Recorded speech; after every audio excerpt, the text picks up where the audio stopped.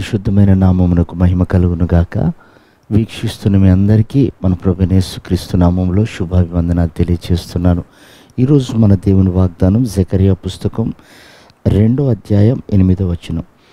మిమ్మును ముట్టినవాడు తన కనుగుడ్డును ముట్టినవాడు. ప్రియమైనటువంటి దేవుని సంగమా, మనము దేవునికి ఒక ఆలయమై ఉన్నాం.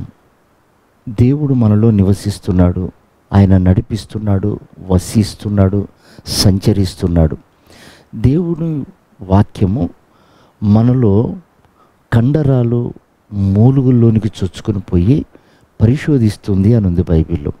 అంటే దేవుడు మనలో ఉన్నప్పుడు మన ఆత్మీయతను పాడు చేయాలని, దేవుని నడిపింపుకు వ్యతిరేకంగా ప్రవర్తించే వారు ఎవరైనా ఉంటే ప్రభు అంటాడు, నిన్ను ముట్టినవాడు నా కనుగుడ్డును ముట్టినట్లు, కాబట్టి పగ తీర్చుకునుట నా పని, నువ్వేమీ చేయకు అన్నాడు.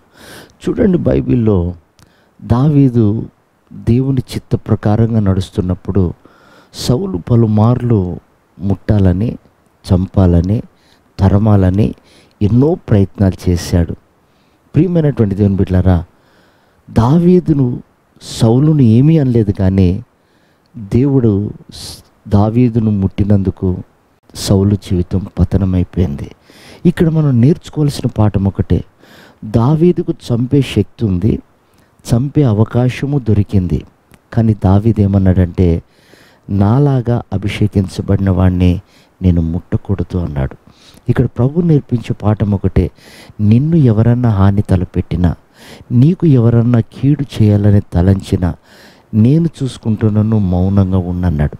ఇక్కడ మనకు నేర్పే గొప్ప పాఠం ఏంటంటే, మనలో దైవ స్వభావము, సమాధానము, ప్రేమ, ఐక్యత, తగ్గింపు, ఈ దైవికమైనటువంటి స్వభావాలు ఏవైతే ఉన్నాయో వీటిని పాడు చేయటానికి అసమాధానము, గర్వము, ఈర్ష్యలు, అసూయలు ఇవన్నీ కూడా మనల్ని అటాక్ చేయాలని చూస్తాయి. అప్పుడు దావీదు దగ్గర మనం ఒక పాఠం నేర్చుకోవాలి. ఏమనంటే, మనల్ని అనేవారు ఎవరైనా సరే తీర్పు తీర్చుట మన పని కాదు. మనకు సామర్థ్యత ఉండొచ్చు, శక్తి ఉండొచ్చు, వాళ్ళని ఎదుర్కొనే కెపాసిటీ ఉండొచ్చు, కానీ పగ తీర్చుకున్నట మన పని కాదు. అది దేవునికి అప్పగించాలి. ఎందుకంటే దావీదు ద్వారా దేవునికి ఎంతో పని ఉంది. ఆయన రాజ్యాన్ని స్థిరపరిచాడు, ఆయన సింహాసనాన్ని స్థిరపరిచాడు, ఆ కుటుంబాన్ని విస్తరింపచేశాడు. అలాగే మన కుటుంబాల పట్ల, మనకిచ్చినటువంటి పరిచర్య పట్ల దేవునికి ఒక స్థిరత్వం ఉంది.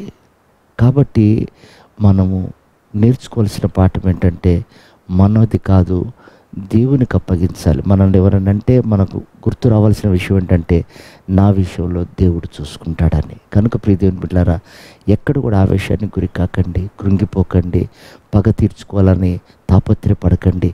ప్రభుపై రానుకోండి, ప్రభు సమస్తం చేసి మీకు జయమిస్తాడు. అలాంటి కృప ఈ ఉదయకాలం ప్రభు మనందరికీ అనుగ్రహించి ఆయన రాకడకు సిద్ధపరచును గాక. ఆమేన్.